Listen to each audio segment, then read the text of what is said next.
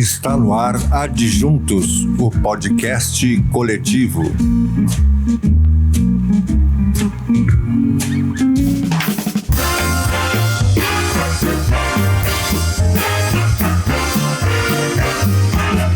Rua da Margem.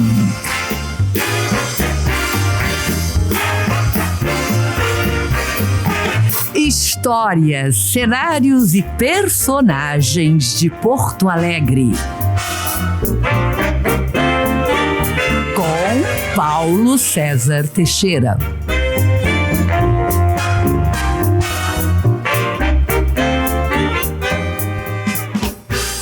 Olá, está entrando no ar mais um podcast do Rua da Margem. E agora eu estou aqui com a atriz, produtora, dona de bar também, né?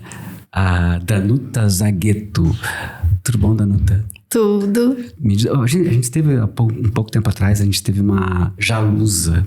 E eu, na minha ignorância, achei que era um nome muito, muito raro. E depois eu descobri que não é tão raro assim. A Jalusa Barcelos é uma atriz e jornalista gaúcha que mora no Rio de Janeiro. E Danuta, como é que é essa história de Danuta? É um nome de algum personagem, alguma figura já da história, da literatura, do teatro, alguma coisa assim? Sim, eu. Tô brincando.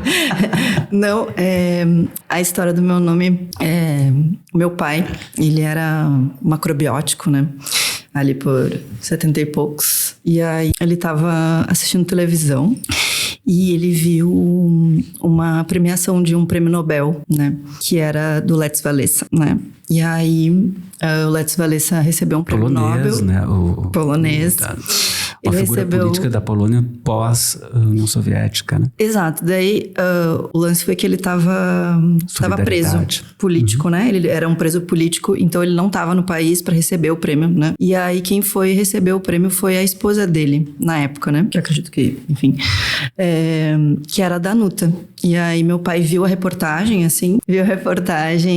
e olhou o nome e achou lindo. E aí, ele anotou o nome. Ele gostava de anotar nomes bonitos. E aí, ele anotou o nome e uns tempos depois ele conheceu minha mãe. Isso foi antes de conhecer tua mãe? Antes de conhecer minha mãe, antes de tudo. E... meus pais, enfim, né, tem uma história bonita, assim, também de se conhecer. Eles se conheceram em Ouro Preto, né? Num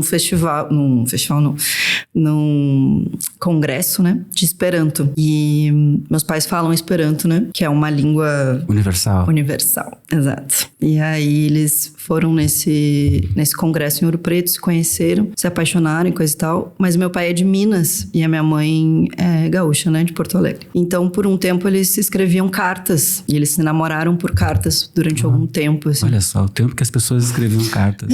Era um bom tempo. E meu pai amassava umas flores, assim, nos livros pra mandar pra minha mãe, sabe? E aí eles iam treinando também o Esperanto, né? Escrevendo em Esperanto. Se correspondiam em Esperanto. As cartas todas são em Esperanto. Muito lindo. E aí eles foram se conhecendo, assim. E aí um dia meu pai veio, né, pra ficar um pouquinho com a minha mãe foi pra lá, e assim foi indo, até um dia que a minha mãe ficou grávida, nessas idas e vindas aí.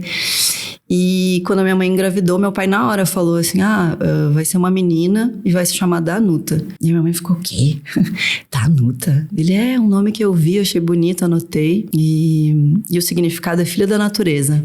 Acho bonito o significado. Legal. E aí realmente, assim, a minha mãe não... Na época, os meus pais não tinham dinheiro pra fazer os exames pra ver se era menino ou menina, sabe? Uhum. E aí meu pai ficou com isso. Não, vai ser menina. E daí, quando eu nasci, foi uma... que ia ser menina. Ia ser Danuta. E aí, realmente, a minha mãe pariu, assim, numa surpresa, né? Não sabia o que ia ser mesmo. Minha mãe queria Gustavo, né? Se fosse menino. E meu pai queria Danuta. E aí, realmente, nasceu uma menina, daí ficou Danuta. E eu lembro quando eu era criança também, quando a gente brigava, assim, eu meus pais, eu ficava... Vocês queriam que eu fosse o Gustavo, né? Porque, enfim, tinha uma questão com o meu nome também, porque é um nome... Agora eu já aceito melhor, né? Sou adulta, assim, e também percebo como é bom ter um nome diferente, né? Porque volta e meia as pessoas falam, assim, né? Que falam de mim e aí dizem, eu não sei o que é a Danuta. Eu conheço a Danuta. Sabe, assim, fica uma coisa rara também, né? Sim. Identifica muito. Identifica na cara, né? Mas eu, quando criança, eu queria me chamar Paula. Paula. Era o meu sonho, assim. Eu brincava assim, não, meu nome é Paula, imaginava. Mas não é Danuta. E o Danuta também rima com muitas coisas, né? Quando a gente é criança, a gente tem essa coisa de ficar zombando dos outros. Nossa, eu levava muito bullying, porque parecia Danone, ou Danete, ou enfim, piadas com meu nome e rima com coisas. Então eu sofria muito com o meu nome também. Mas agora aceito, né? Acho realmente ele bonito, assim. Ele é muito diferente, mas ao mesmo tempo ele é forte, né? Independente, assim, da gente conhecer a história que tá por trás do nome, ele é redondinho, né? Danuta. Então, meu pai fala isso, assim, que são 3 sílabas que se encaixam muito bem, assim, né? Exato. E ele é fechadinho. E realmente, eu acho também Como é o nome do teu pai? Meu pai é Reinaldo. Reinaldo, é tua mãe? Zélia. Zélia. É um nome mais comum.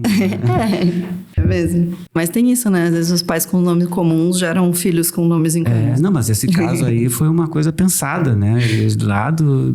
Lá de antes de sequer conhecer a tua mãe, ele já tinha decidido, né? Que ia ter uma filha que ia se chamar Danuta, né? Acho poético.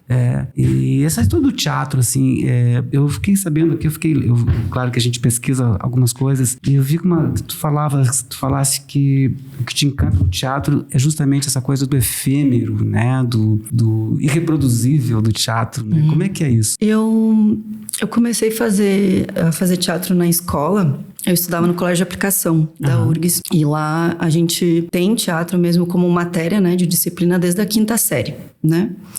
E ali pela 4ª série, eu lembro que eu tinha uma professora que era Danusa. Olha só. A Danusa, inclusive, é uma professora que fez eu gostar um pouco mais do meu nome, assim, na época, assim, porque... Parecido, né? Quando ela se apresentou, meu nome é Danusa. Eu fiquei, meu Deus! E ela era, assim, bonita. Ela era uma professora vistosa, assim, bonita, elegante, né? Ela era toda... Até hoje, ela tá lá na aplicação.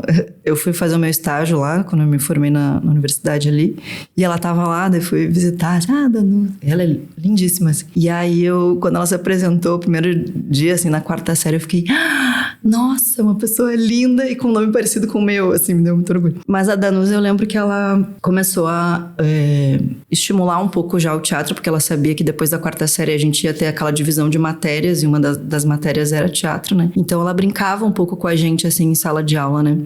Com algumas coisas mais cênicas, assim, ou brincadeiras coletivas em sala de aula, enfim, né? Jogos e tal. E eu me apaixonei, assim, fiquei encantada com aquilo, porque eu sou um pouco tímida, né?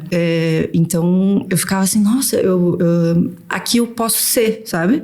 Assim, um espaço de liberdade. Eu achei um espaço, assim, lindo de poder me aparecer, assim, né? E poder brincar de ser outras coisas, sabe? E como eu sou filha única, aí tem esse detalhe, né? Eu sou filha única. E essa coisa de ser filha única deixa a gente também...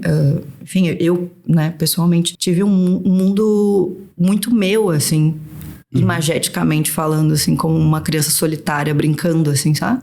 Eu tinha muitas histórias que eu inventava, porque eu ficava muito tempo sozinha. A imaginação a mil. E eu imaginava muitas coisas. Eu tinha programas de televisão, eu tinha programas de rádio, eu inventava coisas. A minha mãe chegava do trabalho e eu lembro de ficar na cozinha, assim, enquanto ela lavava a louça, eu ficava na porta, assim, sendo personagem, assim, né? Eu tinha um molho de chaves que eu gostava de segurar, que eu achava bonito a sonoridade, assim. Eu ficava na porta, assim, fingia que eu era uma vizinha, né? Ai, dona fulana, a senhora nem sabe o que aconteceu no prédio hoje. Ficava conversando com ela. Eu sempre fui muito tagarela, assim, em casa, né? Mas eu era tímida, na verdade. Na rua, no convívio, assim, né? Era tipo com os amigos, assim, e tal. E o teatro, daí surgiu, assim, na 4ª série. E na 5ª veio a minha matéria mesmo ali no colégio. E aí eu comecei a fazer. Me apaixonei loucamente. Me apaixonei tanto que eu pedi pros meus pais, na verdade, pra fazer curso fora também. E aí, na época, meu pai trabalhava num lugar chamado Vida. E... O que era isso? Vida é um espaço lá na Zona Norte. A gente era de lá, né? A gente morava lá na Zona Norte. É Vida Centro Humanístico que chama.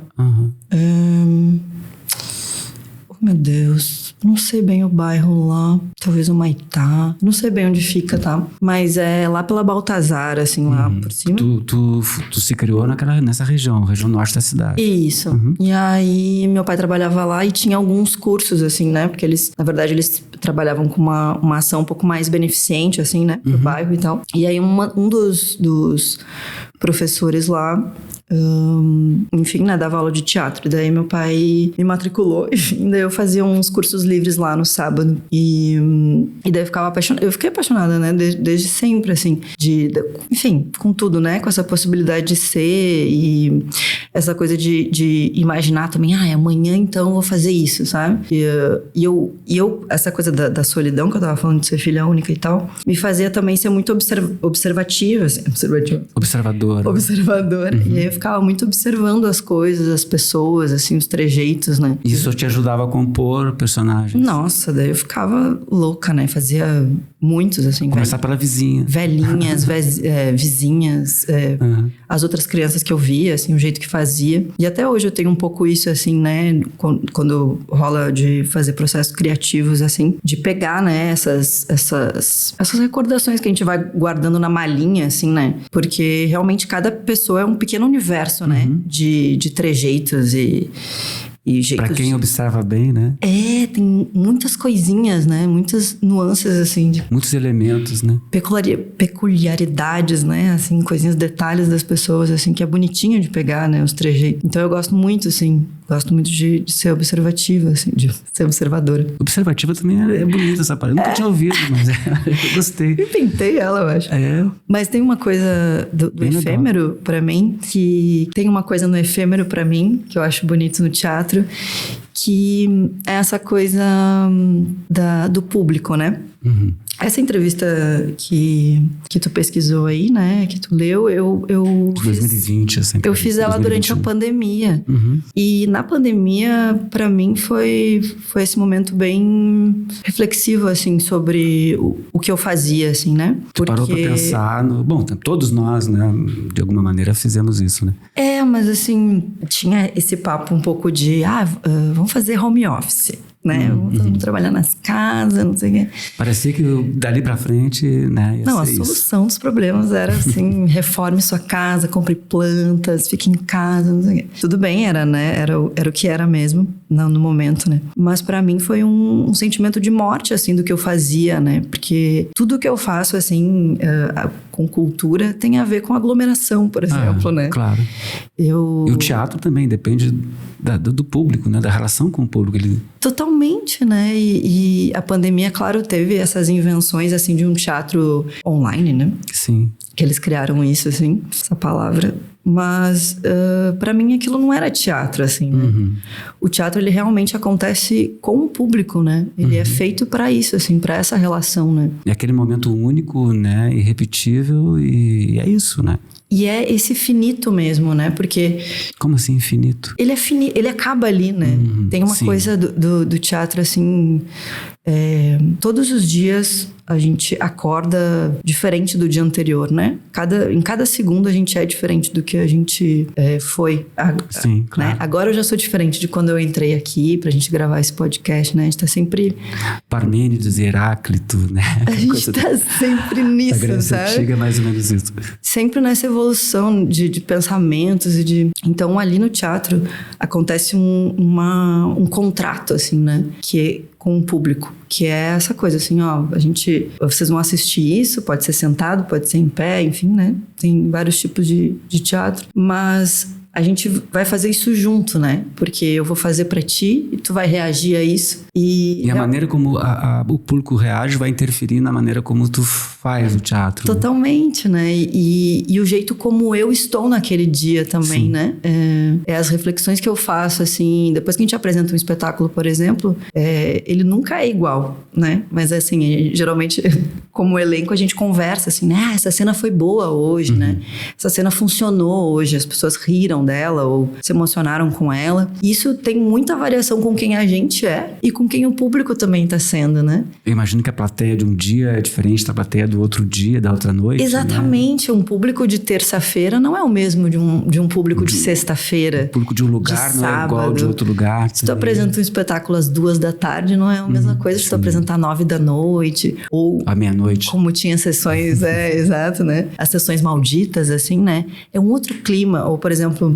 como a gente tem tentado ali na Polvo, né? Polvo Cultural é o bar da doutora o meu Travessa dos boteco. Venezianos, que a gente vai falar depois. E ali, por exemplo, tem uma outra relação que é com a bebida, por exemplo, né? A pessoa com uma bebidinha, ela é outra coisa. Ela é outro público, sabe? Então, pra mim, o teatro é mágico por isso, assim.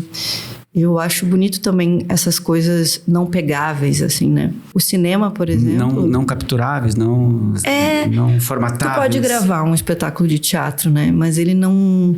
Ele vai ser um registro daquele dia, né? Ele não vai ser o registro da trajetória não é teatro, espetáculo. Exatamente, né? Não é teatro, exatamente. É uma gravação, uma reprodução de uma peça de teatro, mas não é teatro, né? Na essência. Tanto que na pandemia, quando tinha o teatro online, tinha ali o número de visualizações, por exemplo, né? E a gente sabe atualmente, com essa coisa da internet, assim, o quanto às vezes a gente coloca um vídeo pra rodar, mas a gente não tá ali no vídeo, né? Não tá vendo tá fazendo aquilo. outra coisa, não tá prestando atenção, né? Então, assim, pra mim, não perdia completamente a relação com o público, assim, que era o que me interessava, né? Que é o que eu gosto. Fora os robôs, né? Que também ficam assistindo. E eles trabalham, né? Os robôs trabalham. Então, pra mim, o teatro é a arte do finito. E assim, tem uma né? frase tua que ninguém consegue pegar o teatro, capturar na caixinha. Só quem vive aquele momento. Eu acho isso muito lindo porque é realmente o que a vida é e o que a gente é. É exatamente isso, né? Ele não é palpável, né? E é bonito, assim, às vezes quando a gente conversa sobre teatro com pessoas que vão, né? Assim, que convivem com teatro. Essa coisa das lembranças, né? Tipo, eu lembro de ver o Paulo Outram quando ele veio. Eu lembro de ver a Fernanda Montenegro quando ela veio, me emocionou. E aí tem isso, né? Quando as pessoas também... Quando os atores morrem, né? E quando eles são atores de teatro também, né? Aqueles momentos morrem... vão com eles. Né? Mas esses momentos que a gente, como público, teve com o ator, é só essa lembrança que a gente vai ter, né? Tem essa frase de que as pessoas só morrem quando elas são esquecidas, né? Eu acho que o teatro permite também que tudo bem esquecer, né? Tudo bem as coisas morrerem, sabe? Tudo bem esses momentos também serem finitos, sabe? Eu acho que... Tudo bem. Porque outros momentos estão sendo... E tudo tá sempre surgindo, então... E aí tu entra na URGS, né? No DAD, em 2007. Tu faz licenciatura. Fiz licenciatura. Não fez bacharelado. Não fiz. Eu, na verdade, fiquei num pensamento de que atriz eu já era, sabe? Então... Independente do diploma, não precisava do diploma pra conferir, né? E no Brasil, assim, né, a gente sabe que ser atriz é mais sobre fazer acontecer, assim, e correr, né, e trabalhar sobre... do que exatamente se formar na universidade, assim, né? Não desmerecendo, claro, a formação, né? Mas eu vi a formação como, na verdade, então, atingir um outro campo que realmente era muito específico e precisaria daquela formação caso eu quisesse ser professora, né? Caso eu quisesse, enfim, passar num concurso para dar aula e coisa e tal. Sim, então, te dá uma habilitação profissional mesmo para ter um meio de ganhar vida também. Abre um leque maior, né? De possibilidade, assim, a licenciatura. Né? E aí me formei em licenciatura. E tu chegou a dar aula de teatro? Nem pensar. Então, daí, isso foi louco, né? Porque, assim, também não foi uma coisa assim, vou me apaixonar por isso, né? Fiz a formação também porque achava que seria importante, assim, passar por isso, né? E também porque eu lia, né, sobre os outros cursos e não me interessavam a ponto, né, de eu fazer uma graduação. Então... Mas tu chegou, assim, a pensar em outro curso? Ir para uma outra área profissional e ter o teatro ali como na manga, assim, como uma coisa de prazer? O curso que eu sempre quis fazer foi uma coisa mais para engenharia ambiental, assim. Eu queria ser bióloga, sabe? Eu curtia, assim. Tinha uma coisa do quintal. Né? Nossa, lindo. Tinha uma coisa do quintal da minha avó, assim. Mas o nome tem a ver com natureza, né? Como é que é? Exato, filho da natureza. Filho da natureza. Eu falo isso que quando eu faço trilha, eu sou filha da natureza, então, né? Tu gosta de fazer trilha? Não, e os bichos parece que gostam de mim, né? Não só gostam, como conversam contigo. Nossa, e aí, assim, uma teiarada de aranha na minha cara, tudo assim, e as plantas pegam em mim, daí eu falo assim, não, realmente, sou filha da natureza, porque a natureza gosta de mim, quer me pegar de volta. Mas tinha uma coisa com o quintal da minha avó. Eu gostava muito de ficar olhando, assim, os bichinhos. Tem uma coisa quando a gente é criança que a gente fica mais perto do chão, né? Que, como a gente é... menorzinho, parece que o chão tá mais próximo. Eu lembro de observar muito. Também a gente se agacha e se atira no chão com mais facilidade, né? Cai, sem ter muita vergonha, sem ter muita... sem pensar muito. Exato. Eu brincava muito com terra, assim, no quintal da minha avó. E aí eu lembro que tinha muitos bichinhos, joaninhas, bichinhos coloridos, assim, eu achava aquilo bonitinho. Eu pegava, colocava em vidrinhos, assim, separava. Fazia uns experimentos. A minha mãe tinha uma loucura, assim, com borboletas, né? Daí eu lembro da gente pegando uns casulinhos e esperando ela, né? Observando, assim, a transformação pra virar borboleta. Achava aquilo lindo. Então eu queria fazer alguma coisa mais na área disso, assim. Engenharia ambiental, biologia, coisa. Mas aí eu lia os como é que fala? Os currículos, assim, dos cursos, né? E daí, por exemplo... A grade curricular. Meu Deus, engenharia ambiental tem uma coisa que é matemática, né? Que é o meu, assim, defeito, né? Eu não sou das exatas, né? E aí, biologia também, parece que tem umas coisas meio químicas e físicas ali envolvidas que eu já... Ixi, Maria. Daí eu lia o teatro, daí tudo era legal, sabe? Eu ficava, ai, meu Deus. Tá, vou fazer teatro. Aí fiz teatro. Mas eu tenho uma coisa, não sei se tu leu também isso, que eu demorei muito pra me formar, né? Demorei 9 anos, né? A URGS chegou, assim, mandar um recadinho pra mim, né? Que eu ia ser expulsa. Ah, é mesmo? Sim, eu abri o site uma vez de risco de jubilamento, assim. Mas porque a URGS avisa. Tem um limite tem um prazo limite pra concluir o curso. Tem não sabia disso. A URGS também. Chamam de mãe URGS, né? Mas tem uma hora que a mãe dá uma... Sim. Bora sair de casa, né? É tipo, universidade pública tá ocupando a vaga de outra pessoa, alguma coisa nesse sentido. Assim, e com razão, a lógica né? é essa, né? A lógica é essa. Mas assim, não queria perder o RU, né? Restaurante universitário, né? Pô, uma comida a 1,30, né? Nem sei quanto tá agora, mas uma comida boa, barata. Não, mas não era por isso. É porque também, como eu era já atriz e fazia coisas fora, eu não conseguia fazer as disciplinas certinhas, assim, sabe? E o curso de teatro, ele é muito diurno, né? Ele até teve uma mudança curricular ali. Meus professores falam que na década de 80 ele era um curso mais noturno, né? Mas aí houve uma reclamação dos próprios alunos, assim, que o curso... Coincidia com as peças de teatro. Coincidia com as peças. Não podia participar, não podia assistir, né? Exatamente. Problema. E daí, na época da década de 80, 90, eles tinham temporadas que era de terça a domingo, né? Daí você imagina, tipo assim, matar uma semana de aula, né? E aí o curso ficou muito diurno. Só que ao mesmo tempo, daí eu não conseguia também trabalhar ou fazer outras coisas, né? E aí teatro não é assim, nossa, como dá dinheiro, né? Então eu trabalhava numa pastelaria, por exemplo, eu fazia pastéis e tal. E era durante o dia. Daí tinha cadeiras que eu não conseguia fazer porque eu tava na pastelaria, coisa e tal. Nessa altura já tinha saído de casa, da casa dos teus pais. Isso, eu saí da casa dos meus pais em 2009. Foi 2009 que eu saí pra morar na Barros Cassal, aqui em cima da CUT. E... A casa de estudante, não? Não, é um prédiozinho mesmo. Tá A gente alugava, eu e mais 2 amigos. Também da universidade, porque aí eu já tinha passado no vestibular e como eu morava lá na Vila Jardim, na Zona Norte, começou a ficar difícil essa coisa de pegar o Vila Jardim. Nossa Senhora, porque daí eu percebia que eu perdia muito tempo de ônibus, assim. Era bom que eu colocava a leitura em dia, ficava lendo, assim, mas assim, às vezes dormia, descia no ponto no final da linha, sabe? Todo mundo. Daí falei pros meus pais, né? Falei, não, tem que morar mais perto ali do centro, tem que mudar. Minha mãe fez um drama na época, né? Não queria que eu fosse, porque eu tinha, acho que 20 anos, 21. O que tem? Porque tu quer sair de casa, não sei o quê. Mas no fim foi bom, assim, acho que também me deu um crescimento, assim, né? Sair da casa dos pais é bom, né? É fundamental, né? A gente cria uma maturidade, assim, impressionante. Rapidinho. Os 4 primeiros meses a gente quer morrer, né? Porque daí as contas chegam, assim, a gente entende que a gente que vai ter que pagar, né? E outras coisas vão acontecer também, a louça não se lava sozinha, essas coisas, assim, que às vezes na casa dos pais a gente dá uma relaxadinha, vai descobrindo umas coisas interessantes da vida. Nossa Senhora. A gente achava que a louça resolvia. Nossa. E a saudade mesmo, né? De conviver, assim, por mais que às vezes viver com os pais tem aqueles atritos, assim, porque... Naturais, né? Tem uma hora, eu quero minha mãe. Nos primeiros 3 meses, assim, eu ficava, não vou ligar pra ela, não vou ligar. E ficava assim, mas depois passou, né? Daí a gente se apaixona também, né? Por morar longe, assim. E ressignifica também a relação com os pais, eu acho. Eu me perdi no que eu tava falando. Não, pois é, e aí, mas na universidade. Na universidade tem uma... Lá, eu não sei se foi nessa época ou se foi depois, tu criou uma companhia de teatro, quer dizer, tu e teus colegas, né? Vocês criaram uma... que foi muito importante, né? Porque vocês fizeram uma peça, né? O Feio. Foi. Que foi um sucesso, né? De público, de crítica. Ganhou o prêmio Açoriano de melhor espetáculo e mais alguma coisa, eu acho também. Né? Foi. Ganhou várias coisinhas na época. Ele é um espetáculo, na verdade, ele ainda existe, assim, né? A gente parou de fazer ele na pandemia. Inclusive, a companhia chama-se Ato Companhia Cênica. Exato. Uhum. A gente...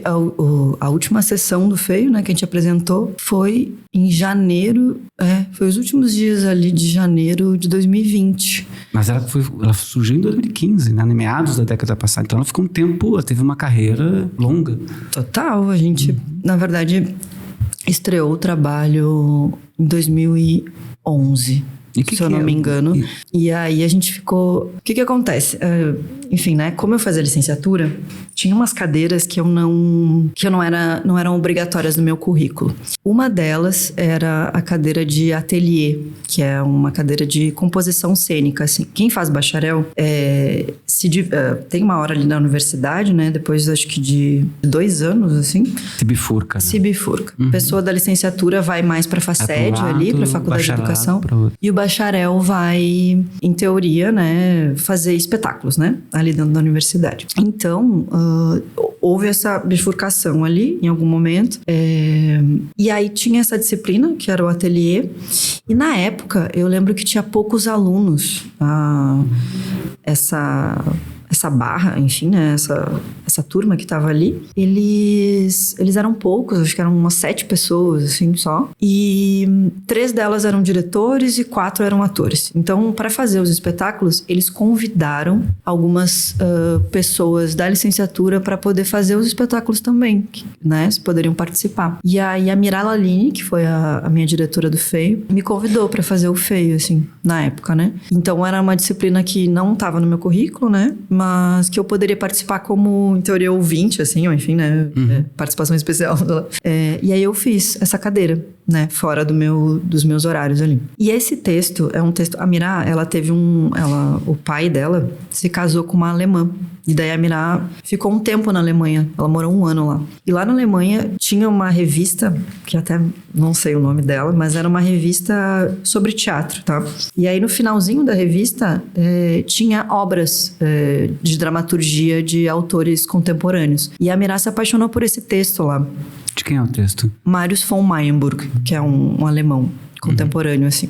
Ele deve ter uns 50 anos atualmente, assim, e escreve texto até hoje. Ele é bem jovem. E aí, nessa época, a Mirá leu esse texto lá, em alemão, e daí, quando ela veio pra cá, ela disse assim, quero montar esse texto, né? Só que o texto tava em alemão, né? Então, ela deu uma traduzida, ela mesma, assim, com que ela achava, assim, que era uma boa tradução. E a gente foi pra sala de ensaio fazer o texto. Esse texto, ele é um texto realmente contemporâneo e interessante, porque ele é uma dramaturgia corrida, assim. Ele não tem separação de ato, por exemplo, né? E o autor, quando o texto começa, ele já pede, assim, né, como uma definição, para que os atores façam duplos personagens, assim. Então, ele define, a atriz essa atriz mulher vai fazer a Fanny, só que a Fanny é uma Fanny que é uma senhora e é uma Fanny jovem. Já determina quais são não só que vão fazer 2 personagens, mas diz quais são os personagens que tem que Exato.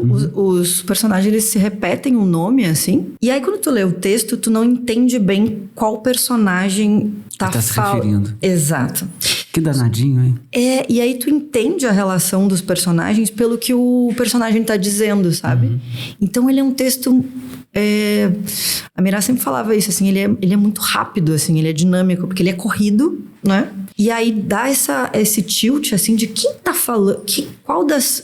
a minha personagem, por exemplo, que era a Fanny, né? Qual das Fannys tá falando agora? Ela é jovem ou ela é velha, sabe? Assim, tu fica Mas não era o mesmo personagem em dois momentos de vida. Eram dois personagens diferentes. Exato. Isso não só na personagem feminina, né? Nós éramos 4 atores... E aí só o protagonista segue sendo ele, que é o Let, né? Que é o nome do personagem. E os outros 3 atores fazem esse revezamento de personagens. Então, os outros 3 atores faziam duplos personagens e o protagonista seguia. E a história é muito interessante, assim. É uma história bem, bem contemporânea também. Que é um cara, né? Que trabalha numa empresa. Ele faz assim, peças, assim, meio qualquer coisa, assim, né? Desenvolve aparelhos e coisa. Então, como são trabalhos muito específicos, a empresa dele usa pessoas para divulgar os aparelhos, assim, né? Para divulgar os sistemas novos criados. E aí ele desenvolve lá uma tecnologia lá, e aí ele chega pro chefe dele e fala assim, eu quero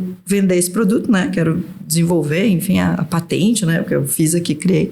Daí o chefe dele fala, olha... tudo bem, tu desenvolveu e tal, mas tu não pode vender, né? Ele, por quê? Nunca ninguém te falou isso? Ele, o quê? Tu é feio. Tipo assim, tu não consegue vender nada, entendeu? Com essa tua cara, entendeu? Não tem como, ninguém vai comprar nada com essa tua cara. E aí ele leva um susto, assim, ele, como assim eu sou feio? Não, tu é feio, nunca te falo. A tua esposa nunca falou isso. Ele descobre que é feio. Ele descobre que é feio. E aí ele vai perguntar pra mulher dele, que é a minha personagem lá também. E a minha personagem fala, pois eu nunca quis te falar isso, mas agora que tu comentou, sim, tu é feio, mas eu sigo te amando, já né? que tu tocou no assunto, né? Tu é feio, mas assim, isso nunca atrapalhou nossa relação, eu te amo igual, mas assim, tu é feio. E aí isso mexe muito com ele, assim, de como assim eu sou feio? E aí ele procura um cirurgião plástico pra... resolver o problema. E aí o cirurgião plástico, enfim, né, diz, realmente, nossa, eu vou ter que mexer muito, né? Mas eu acho que dá pra solucionar. E aí ele mexe no rosto dele. E aí essa mexida transforma ele na pessoa mais bonita do mundo, entendeu? Ele faz, assim, uma obra de arte com o rosto dele, sabe? E aí isso muda completamente a relação dele. Daí ele chega no trabalho, ele pode vender qualquer produto, né? Aí o chefe dele muda de assunto, assim, né? Tipo, bora vender todos os produtos agora. Agora tu pode vender. E aí isso mexe um pouco no psicológico dele também, né? Porque daí todas as relações mudam, né? Com a mulher dele. O social dele muda completamente quando ele começa a ser bonito, né? Que interessante, e a crítica é essa, né? De como a gente... de como a beleza, enfim, né? Esses padrões que a sociedade nos impõe de beleza mesmo, né? Mudam completamente as nossas relações, né? E o personagem vive esse drama, assim, é um drama mesmo. A gente fez ele na universidade, a gente apresentou, então, Mas ele começou como um trabalho acadêmico. Exato, daí a gente apresentou na universidade, inclusive a gente apresentou só um pedaço dele, né? A gente apresentou até um pedaço, assim, porque a gente não ia ter tempo ali na disciplina de finalizar, né? A gente apresentou e foi um sucesso, assim, lá dentro da universidade, né? Daí a nossa professora, a Patrícia Fagundes, na época, que era a nossa professora, ela falou, vocês têm que seguir com esse trabalho tá muito bom. E aí depois no estágio da Mira, que daí era uma disciplina dela também obrigatória, ela convidou a gente para fazer ele na íntegra, a gente fez ele na íntegra. Aí apresentamos lá de novo, aí todo mundo adorava. E aí a Mira falou, vamos fazer uma temporadinha. E aí eu lembro que na época a gente fez uma temporada no Goethe, que era o espaço ali também... Em 2012, né? Que abria esse espaço também para textos alemães e tal. O Goethe. E aí a gente apresentou lá, numa temporadinha. E aí ali a gente passou por uma coisa que foi isso, assim, a gente tentou concorrer ao Prêmio Açorianos de teatro, né? E aí, enfim, é uma história engraçada, porque como a gente era todos estudantes, assim, a CAC lá, a Coordenação de Artes Cênicas, mandou uma cartinha pra nós dizendo que a gente não podia concorrer ao prêmio, porque a gente era estudante. E aí, na época, existia alguns prêmios ali que eram... Específicos para estudantes, para quem não tinha se formado, né? Específicos, que era o Novas Caras, tinha uma outra... Daí era um pouco, entrava numa outra categoria que era Teatro Revelação, assim. Sim. Era outras coisas. E daí a gente ficou meio assim, não, mas a gente é atores profissionais, não pode, não sei o quê. Daí a gente fez essa temporadinha no Goethe e ela teve uma repercussão, a nossa temporada no Goethe. Inclusive, alguns jurados do prêmio foram lá assistir, né? A gente não estava concorrendo, mas algumas pessoas, né, enfim, foram assistir. Aí no outro semestre a gente passou pra fazer uma temporada ali na Álvaro Moreira, que é ali no Centro Lupicínio Rodrigues, né? A gente passou numa temporadinha ali e aí a gente tentou de novo. E aí um dos jurados que tinha ido lá assistir falou, não, eles têm que concorrer. Tipo, eles não são... não são eles amadores, não entram... não são estudantes, né? Não, ele falou assim, o trabalho é muito bom, não entraria nessa categoria, assim, né? Não é um simples trabalho universitário, assim, tá bem feito, assim, ele é realmente um trabalho profissional, assim. E aí, isso, enfim, na época ficou nesse lugar, assim, da gente, na época a gente, estudante, a gente venceu, mostramos pra ele qual é que é. E aí, a gente fez essa temporada ali e foi uma surpresa pra nós. Daí, no final do ano, rolou as indicações do prêmio, né, do Açorianas. E a gente foi indicado a meio a tudo, assim, sabe? E aí, por mais que a gente, vencemos, coisas e tal, foi meio, nossa, que legal, né? Tipo, eu pessoalmente nunca tinha sido indicada, por exemplo, né, a um prêmio. Até hoje, assim, eu não ligo muito pra isso, que acho que prêmio, assim, depois que ganha, às vezes vira peso de porta, né? Mas... ao mesmo tempo é bonito, né? As pessoas um reconhecimento, né? Que olham o nosso trabalho de um jeito afetivo, assim. E foi legal a circunstância, porque era uma garotada, né? Assim, nem tinha saído da faculdade ainda e fez um trabalho assim que tem uma repercussão super e com legal, sangue no olho também pra fazer, assim, sabe? Acho que isso também... O primeiro trabalho, assim, de mostrar pra um público maior, né? E na época deu uma mexida, eu acho, também, né? O teatro passa por esses momentos, assim, também da velha guarda, né? Da geração nova, assim. Surgem novas gerações e tal. Tem esses lugares, assim. Então, acho que ali foi também... O que foi bonito lá, quando a gente ganhou o prêmio mesmo, a gente fez um agradecimento, porque daí o que acontecia? A gente não era formado na universidade, por exemplo, né? Então, muitas vezes, quando a gente tá na universidade, a gente não acha que aquele espaço ali é um espaço nosso, né? Que, às vezes, a gente, enfim, não se sente ainda artista, né? Tem um pouco essa... de se transformar em artista. E porque eu acho que a Universidade de Teatro passou por essa mudança, né? Quando ela foi criada, eu lembro que a Mirna Spritzer, por exemplo, que é uma professora, uma colega minha, ela sempre falou isso pra mim, assim, que a universidade, ela realmente mudou um pouco a cara dela, né? Quando o curso de teatro, por exemplo, surgiu, ele era o único curso, né, de teatro. Então, os atores que já circulavam pela cidade queriam ocupar aquele lugar. Então, essa coisa de se tu já é ator ou tu não era o caso, porque todos já eram, né? E aí depois foi essa mudança, assim, acredito um pouco...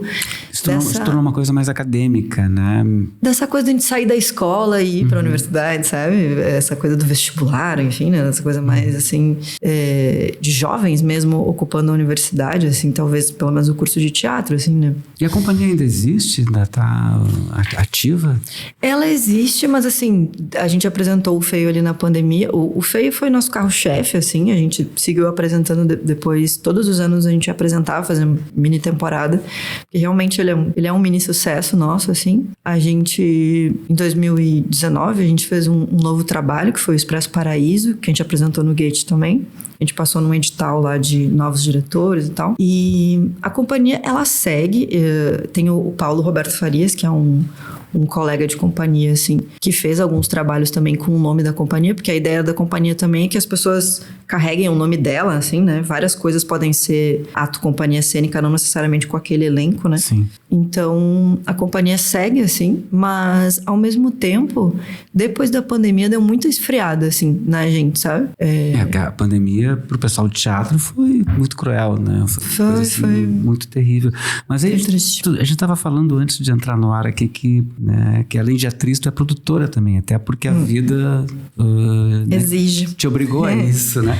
E tu fez recentemente, tu produziu o Festival Estadual de Sketches Dramáticas. Isso. Né?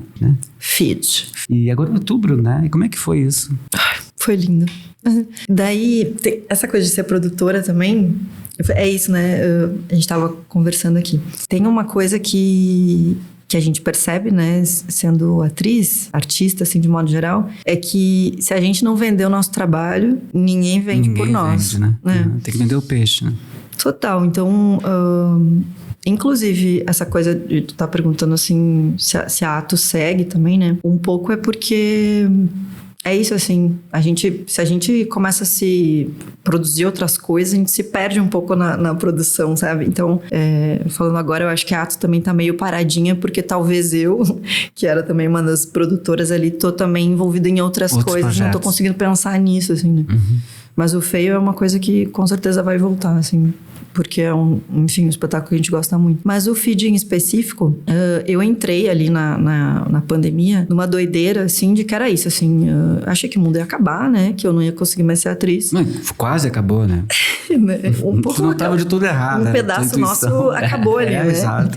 Ficou ali. Mas aí eu pensei, bom, então vou ter que inventar outras coisas pra fazer, assim, né? E aí a produção me chama nesse sentido de não necessariamente a gente possa ser criativo só sendo atriz, né? Então, pra mim, me interessava também esse lugar de como usar a minha criatividade na produção, assim, de produzir coisas, né? E como eu tenho essa coisa meio comunista, assim, de querer todo mundo junto no mesmo balaio, coletivo, assim. Eu sempre imaginava uns projetos também meio grandes, assim, né? Que eu pudesse, então, como a gente vai chama dividir todo mundo, né? esse dinheiro pra todo mundo se dar bem, assim, né? E a gente passou num edital público, né? Que foi o FAC das Artes, na época. Enfim, era um governo difícil também, né? A gente tava vivendo ali, além da pandemia, uma pandemia política. E em nível nacional, principalmente? Demorou muito para sair editais de coisas. Aí o primeiro editalzinho que eu passei, assim, como produtora mesmo, que foi um projetinho que eu escrevi, foi o PS, que foi Palavras que eu entrego a ti, que era só de áudio, assim. E aí a então, ideia... coisa tem a ver com a pandemia, com a própria pandemia, né? Total, a gente fez uma paginazinha no Instagram, assim. E aí era uma personagem que ela narrava um pouco da vida dela em 4 cartas. Cartas que ela escrevia pro pai dela, assim. Então a gente pegou 4 fases, né, da personagem em décadas diferentes, assim. Uma na década de 60, outra na década de 80. Então a gente escreveu o que a personagem tava falando com o pai, assim. Isso foi o primeiro editalzinho, assim, como produção, assim, que eu fiquei pensando. E aí o feed foi um outro edital, que foi esse FAC das Artes. E aí sim, assim, a gente se debruçou, assim. Eu e a minha companheira, que é a Ana, né? Que é a minha companheira mais de produção, assim. Como é o nome de escrita. Dela, Ana? Ana Caroline de Davi, é o nome dela. Aí a Ana, a gente falou, amiga, vamos fazer uma coisa, assim, grande. Porque a gente sabe também que esses editais, assim, eles gostam também quando tem uma contrapartida boa pro social, assim, né? Pro coletivo. E aí a gente tava nessa enfim, a gente tem, né, essa doideira, assim, com dramaturgias, né? Uma coisa que a gente curte, assim. Tanto de escrita, assim, de criar dramaturgias, como de ler, enfim. Aí teve o projeto lá, o Quartas Dramáticas, que eu acho que eu te comentei também, que a gente, antes do ex-presidente se eleger, a gente fez algumas leituras dramáticas de alguns textos, assim, que a gente achava que Aonde que fazia? A gente fazia lá no Extravaganza, no espaço lá no Santana. E... ali bem junto ao Ipiranga, ali, né? Exato. Perto do Planetário. Aí...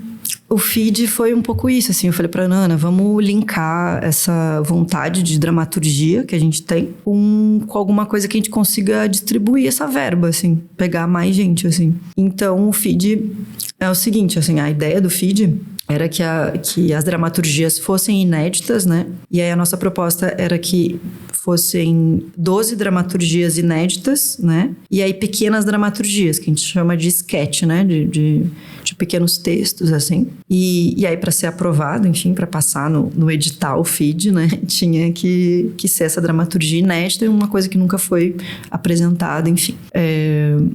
E aí foi feito isso, assim, a gente abriu realmente um edital, né? O FID, que é o Festival Estadual de Sketches Dramáticas, primeiro, né? Foi só o primeiro. Que a gente quer fazer o segundo, né? A gente abriu um edital mesmo, que a gente fez mesmo, né? Assim. E onde é que acontecia nos espetáculos? Então, foi ali na Casa de Cultura, Mário Quintana, que é um espaço, assim, que eu amo, né? Mas aonde especificamente? Ou em vários lugares ali? Pela Casa de Cultura. Ah, tá. Porque isso também é outra coisa, né? Que nos fascina, que é essa coisa da ocupação dos espaços públicos, claro, assim, né? Claro. E essa coisa também que eu acho que a pandemia também deu um pouco pra mim. Eu participei de um projeto chamado Tocarte também durante a pandemia, que foi outro projeto que a gente aprovou, assim. E o Tocarte, ele tinha essa coisa, assim, de... Como a gente não tava podendo fazer teatro em sala, né? Fechado, por causa dessa coisa toda das máscaras. Isolamento social e tal. Era também de como a gente poderia levar o teatro, então, para as pessoas que estavam passando na rua, sabe? De como Nos espaços abertos. Como a gente sai mesmo da caixa, então, para que o público passante consiga observar a arte, então, sabe? E o Tocarte a gente fez no centro ali de Porto Alegre, a gente fez em alguns lugares, assim, cenas, sabe? Que se a pessoa tá caminhando na rua, de repente tem uma cena de teatro acontecendo. Exato. E aí também, quanto isso... Augusto Boal, talvez, alguma coisa assim. Nossa, eu amo.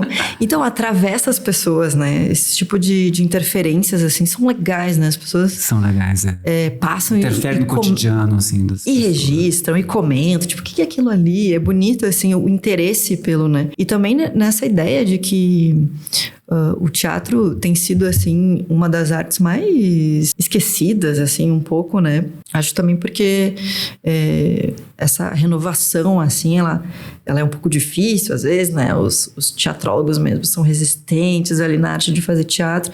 Mas acho que a renovação, ela é importante renovação, também. tu diz, de pessoas? Não, de jeito de fazer teatro. A própria estética. Atualmente, né? Porque é isso, assim, a pandemia nos deu esse lugar, assim, da internet, né? Sim, de como a tecnologia e tal. O digital. Novas formas e tal.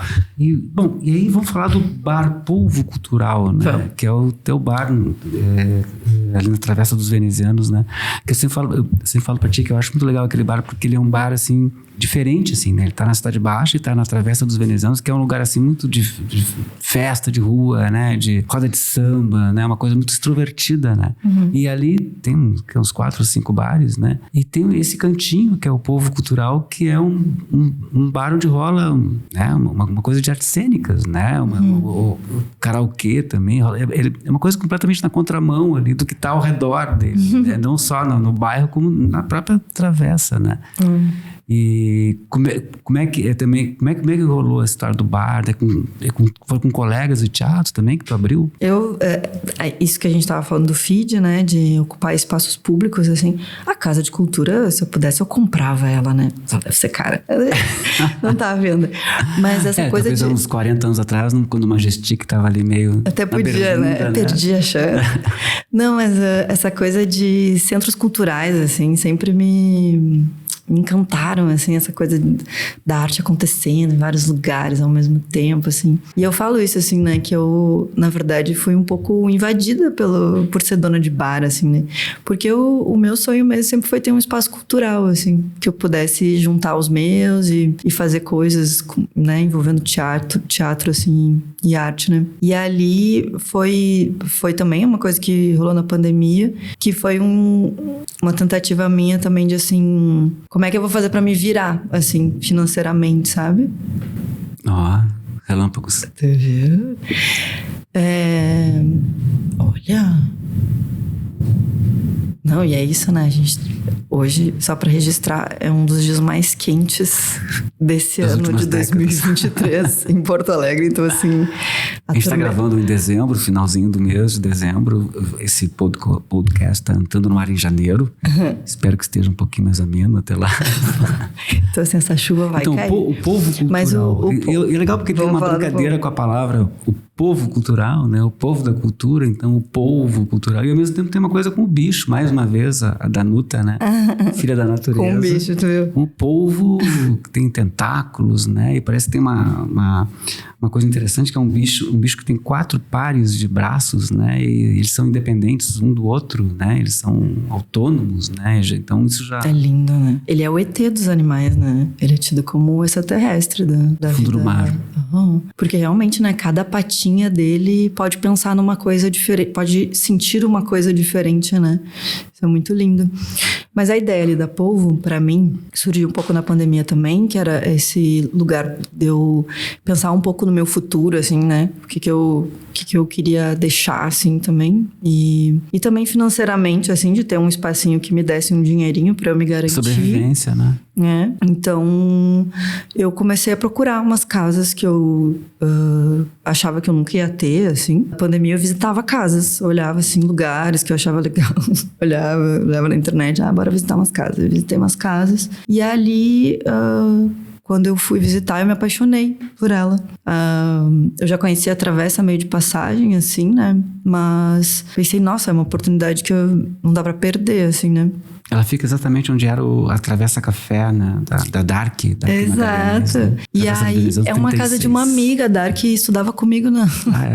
Eu fiz uma matéria com ela pro Rua da Margem, uma figura incrível. Né? Sim, eu li. Ela me passou... Então, ela que me apresentou o teu livro. Ela falou, você tem que ler esse livro. Daí eu li o teu livro. Legal. Mas a Dark foi coincidência, assim, porque eu até achava que não era mais... Tu foi colega de... A gente fez cursinho juntas. Tá. Pré-vestibular? Exato. Quando eu fui visitar ele na pandemia, daí eu olhei pro menino, assim, fiquei olhando pro menino que foi me apresentar a casa, assim, dele, eu sou o dono e tal. Ele falou, que é o companheiro dela. A minha companheira, a Dark. Eu falei, a Dark Magalhães? Ele, sim. Outro nome, né? Gente. Dark, né? Dark Lane. Os nomes diferentes. E aí eu falei, Lucas, eu quero essa casa pra mim. Tipo assim, vamos combinar aí o que a gente vai fazer, vamos... E daí eu lembro que na época tinha o corretor com a gente, né? Eu falei, vamos dispensar ele, vamos fazer direto com o proprietário pra gente combinar umas coisas. E daí foi assim, ainda não... Enfim, né? Tô pagando até hoje. Vou pagar por um tempo essa casinha, mas... Tu comprasse a casa? Eu tô comprando. Legal. Vai ser minha. Mas também é isso, assim, pra mim vem de um sonho de ter um espaço, né? Pra gente poder fazer coisas, assim. E também é uma coisa no teatro, assim, né? A falta de espaços pra que se produza coisa, que se faça coisa, né? E ali na Travessa, pra mim, tem essa coisa com a rua, assim. Eu acho a Travessa lindíssima, assim, belíssima. E poética e tranquila durante o dia pra quem chega cedo ali e toma um chimarrãozinho ali, um mate sentadinho. Eu já disse. No teu banquinho. Que tem um banquinho ali na frente do bar. Que tu é apaixonado pelo banquinho. Eu acabei, uma pessoa de mais idade, assim, né? Não dá pra ficar de pé o tempo todo, então senta ali e tal. E é a cerveja mais gelada da Travessa. Que me perdoe os meus amigos ali, a Bruna e o Pepe, mas eu não sei também, né? Não dá pra garantir isso. É a cerveja mais gelada da Travessa. A long neck. A long neck mais gelada. A Heineken mais gelada. Mas ali tem sido realmente assim, tu fala da diferença, né? Do que a Travessa já trazia, assim, né? Eu acho realmente que a gente é os diferentões ali do rolê. Total. E um pouco porque é quem a gente é também, porque né? Quem passa, como tem vários bares ali, tem shows, às vezes simultâneos, às vezes agora tá menos até. Teve uma época que a Travessa tava assim, vários músicos tocando, era um caos sonoro, né? Uma polifonia. Exato, é a palavra mais certa, né? E quem olha para dentro do polvo cultural ali é outra coisa, né? É um show intimista, né? Eu tenho umas pessoas fazendo karaokê, ou tem às vezes uma pessoa se apresentando, fazendo. E tem uma pegada também de diversidade também, o teu bar, né? Mas eu acho que entra dentro de tudo que a gente estava conversando ali do teatro mesmo, assim, essa coisa única, assim, sabe? Eu acho que os meus colegas ali de bar, eles têm essa... Tem sócios ali? Tem sócios ou tu é? Eu tenho sócios, eu tenho sócios. Não, mas eu quero dizer, meus colegas de bar, os bares do lado, né? Sim. Tem essa coisa de investir na música, né? Eu sei que a Travessa é extremamente musical, assim. Mas como a gente é do teatro, a ideia também é que seja outra coisa mesmo, sabe? Como a gente consegue oferecer um outro produto para a Travessa, E há que se destacar que o samba tem tudo a ver com a Travessa, né? Com a história da Cidade Baixa, com a história da Travessa, né? A gente não é contra o samba. Nunca, de maneira nenhuma, eu adoro. Mas é incrível que o fato de tu ter criado um ponto assim completamente diferente, assim, aparentemente na contramão, né, do que acontece ao redor, né? E no entanto criou um espaço que existe e vai embora, né? E a justificativa também pra mim é um pouco assim, né? Tem a galeria de arte ali, né? Na Travessa. Tem a galeria de arte ali. Era ponto 7, agora até mudou de nome. Não sei o nome agora. O nome agora da galeria? Não sei. Não a Chico Lisboa. Não tinha Chico Lisboa. Tem a Casa Verde ali, que é uma galeria de arte. Não sei. Corta isso. Não, mas tem mesmo. É aquela Casa Verde ali, bem da ponta, sabe? Bem pela Lopo ali, sabe? Casa Verde à direita, assim. Mas tá fechado, eu acho. Não, mas ela acontece, mas é mais diurna. É que tu frequenta mais à noite, né? Mas tem uma galeria de arte ali na travessa. Sim, deve ter ficado no lugar onde era o Chico Lisboa, não? Não. O Chico Lisboa era um bar. É do lado, é a Casa Verdezinha. Tem uma galeria de arte ali. E aí tem essa coisa já da travessa ser extremamente musical. Daí eu penso, bom, só falta teatro, né? Sim, pra dar essa fechada nas artes aqui. Total. E a travessa também é um lugar que pode ser lindo de fazer teatro de rua também, né? Exato. E coisas assim. É uma coisa que eu ainda... Enfim, né? A gente inaugurou... E às vezes acontece alguma coisa, assim, né? Às vezes saem os personagens dentro do teu bar, assim, invadem a calçada ali. Tem vários personagens, né? A travessa é cheia de personagens. Mas sim, essa ideia também, esse atravessamento de outras pessoas ali na travessa mesmo, né? Atravessamento de outras pessoas na travessa. Mas assim, da travessa também experimentar outras coisas, né? Outros olhares ali, né? Danuta Zagueto, então que legal. Que legal contar essa tua história toda. E sucesso pra ti, sucesso no teu bar. E muitas coisas feias ainda deverão vir, né? E com o sucesso que teve feio, enfim. Muito legal falar contigo, que eu acho que assim, tu tem muito conteúdo, assim, sabe? A gente conversa contigo e tu tem uma coisa assim que junta o espontâneo com uma coisa densa, assim, sabe? Então a gente conversa contigo, tu vai puxando assunto e vai falando com coisas, vai nos levando pra coisas que tu viveu e a gente vai junto. A gente parece que vai vendo, assim, as coisas que aconteceram, né? Que massa. Muito legal te ver, legal conversar contigo aqui no podcast do Rua da Margem. Obrigada, Paulo. E queria dizer que a Travessa realmente foi esse lugar que eu também pude conhecer pessoas ali, né? E esses personagens da Travessa que a gente tava falando. E um dos personagens da Travessa que eu sei é tu também. Tu é um personagem. É verdade. Tu chega ali de vez em quando, pede a Heinekenzinha, senta no banco, conversa comigo. Até porque eu frequento a Travessa dos Venezianos antes dela virar, né? Antes dela virar. Eu tinha um grande amigo meu que morava ali, né? Então eu frequentava a casa dele quase que diariamente, né? Então nos anos 80 eu ia diariamente à Travessa dos Venezianos, né? E agora eu vejo que ela se transformou num lugar que ela merece realmente se transformar. E eu acho que ali o polvo cultural é um toque ali, um toque diferente, assim, para as pessoas. Que bom. É isso que a gente quer criar mesmo ali, um espaço de afeto, assim, de carinho, e que os artistas também ocupem esse espaço ali, né, como um espaço de teatro, de arte. A gente rola música também, né? Karaokê, né? Eu não tive coragem, eu tô me preparando, assim, tentando, sabe, treinando para ver se qualquer dia eu vou lá fazer um karaokê ali. Tu sabe que eu adorava karaokê, né? Até virar dona de bar de karaokê, né? E toda hora, toda noite. Deus do céu, porque assim, ó, tem umas pessoas, com todo respeito, né? Tem umas pessoas assim... Muito desafinadas. Nossa Senhora. Aí tu tem que, assim, ficar sorrindo ali, né? Cantando junto ali pra ver se... Não, mas o que eu acho bonito de karaokê é que cria a família do karaokê, né? As pessoas se conhecem. Tem umas ali que agora já se conhecem, né? Vão ali na Polvo já. Já a quarta-feira que vem a gente vai cantar junto. Daí marca, assim, se encontra. As pessoas é que se conhecem. Se conhecem nos karaokê. Vamos cantar aquela. Daí e o repertório às vezes vai para um lado brega, assim, de propósito, ótimo. Assim, né? Que quebra também, né? É ótimo. Quebra essa coisa padrões, né? E de deixar ser também, né? O karaokê tem isso, assim, né? Sim. Como eu sou, e é isso aí, vamos cantar. Azar, né? Eu acho bonito, assim, também. Acho que é uma demonstração do finito, assim, né? Que a gente tá falando do finito, assim. Danuta, filha da natureza, atriz, produtora, dona do Polvo Cultural. Obrigado, um beijo. E aqui termina mais um podcast do Rua da Margem. Até a próxima. Adjuntos, a gente pode mais.